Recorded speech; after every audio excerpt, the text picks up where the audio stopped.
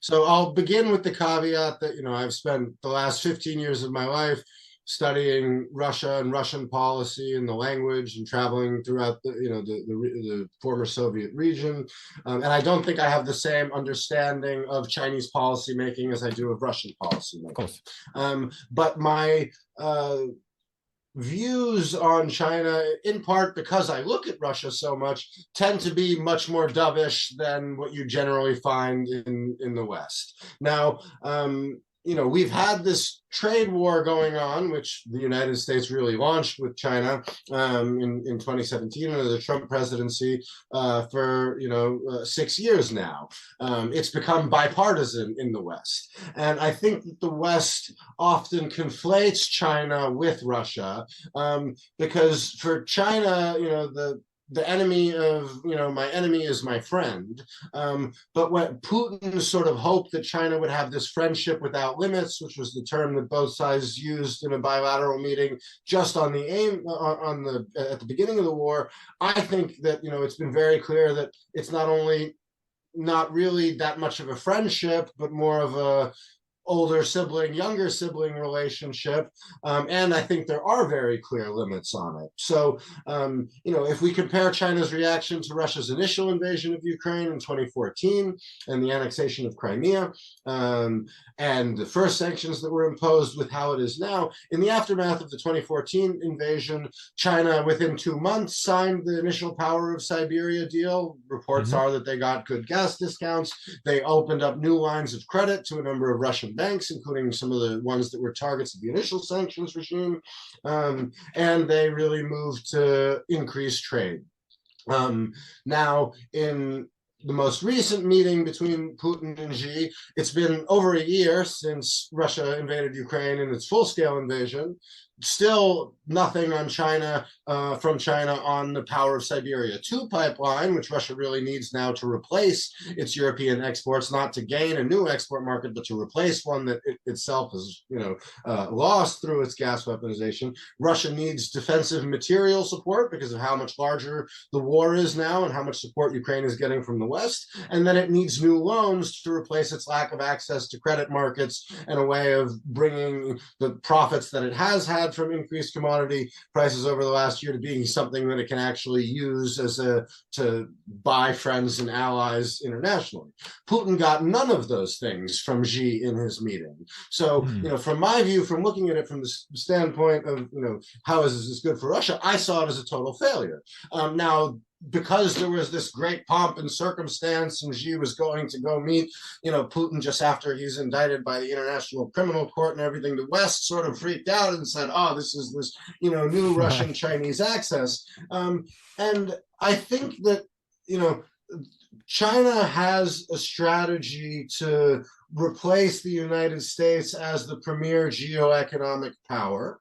I think it's, from what I see, a lot of the advice that I would sort of give to the U.S. to protect itself is stuff that I think China is already doing and advancing. So while I don't speak Chinese and have good insights into the internal deliberations within the Chinese Communist Party, from what I see it doing internationally, a lot of that stuff is what I think is quite successful for it to eventually replace the U.S. not only as the key geoeconomic power, but to become the core node of the international economic order. But for now, I actually take the point of view that China sees Russia's actions as more of a threat to its agenda than it does an opportunity to advance them. That may change at some point. It may be that Russia finds enough loopholes around the sanctions that, say, you have a Trump or a Trump-like presidency in the U.S. again that is unwilling to enforce them, that China then is able to use Russia more as a way to try to challenge the existing order. But, while Chinese-Russian trade was up significantly last year, it's really just China buying decreased commodities from Russia, decreased, I mean discounted, ones that sanctions effectively meant Russia has to sell for cheaper internationally or can't sell to the West. And whereas it's, not providing Putin with the technology, defensive material, and loans that he needs needs to really counter the West's economic strategy and win on the battlefield in Ukraine. So, my view is certainly that China is a lot more hesitant than I think we give it credit for in the West, but at the same time that I worry this U.S. bipartisan anti-China agenda, Europe's sort of wishy-washy position in the middle, unwilling to take sides one way or the other, that we're in an environment that it's actually the West that is pushing China more towards Russia's camp, right, whereas we should very much be doing the opposite of that.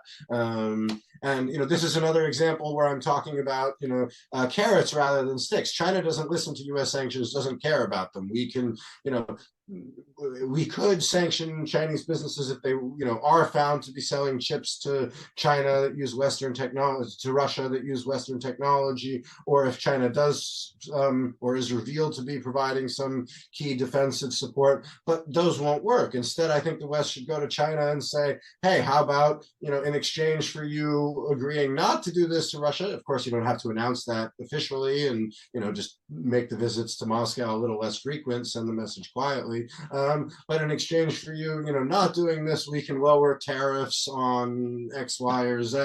And that seems to be something that there is no genuine discussion of in Washington, or even in the European capitals, where people like Macron are saying, oh, we need to find another position and a way in the middle, because Europe doesn't have the ability to take those kind of actions independently of the United States, I think, but it could at least try to propose them and do so in a more diplomatic manner than Macron sitting on a plane flying back from China as it's about to launch major drills outside Taiwan to a bunch of journalists that he then insists on having the interview edited. I'm talking about the Politico interview that was published earlier this month, which I think has only increased the backlash in the United States. Macron should not be flying to Beijing to have that meeting. He should be flying to the United States and saying, hey, let's reconsider our approach to Beijing because of the level of threat that Russia is now. This doesn't mean you need to love TikTok or whatever, but I think is about picking your battles where they are.